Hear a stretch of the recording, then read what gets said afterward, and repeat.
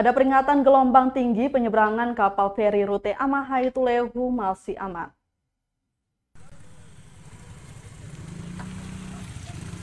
Kepala Kantor Unit Penyelenggara Pelabuhan Amahai atau Syah Bandar Amahai, Abdurrahman Nakul mengatakan, baik kapal feri maupun kapal cepat rute Amahai Tulehu tetap beroperasi seperti biasanya. Dia menyampaikan aktivitas penyeberangan di pelabuhan rute Amahai Tulehu hingga saat ini dalam kondisi aman.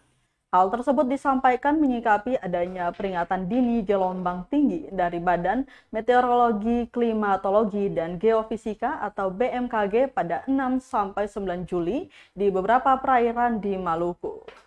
Dijelaskan biasanya jika BMKG telah mengeluarkan peringatan cuaca ekstrim dengan tinggi gelombang mencapai 2 hingga 4 meter, maka pihak Kesyah Bandaran juga akan mengeluarkan edaran larangan berlayar bagi kapal-kapal yang beroperasi di wilayah kerja kantor UPP Amahai tersebut.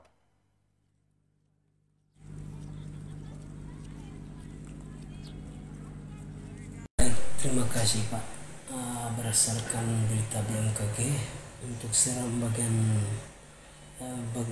laut seram, khususnya laut seram masih posisi aman, sehingga kapal-kapal masih seperti biasa berlayar dari Amahai maupun Masoi ke Tulehu. Kami masih memberangkatkan kapal-kapal tersebut. Artinya kalau BMKG sudah mengeluarkan cuaca ekstrim berarti kapal dilarang, Pak ya? Ya, jelas Pak. Kalau dari BMKG mengeluarkan berita bahwa cuaca di laut seram sementara ekstrim dengan sendirinya akan memberikan warning kepada kapal-kapal yang akan berlayar dari Amahai ke Ambon. Mungkin itu yang dapat kami sampaikan.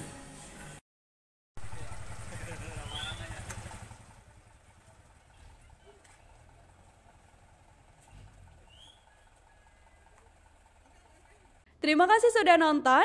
Jangan lupa like, subscribe, dan share ya.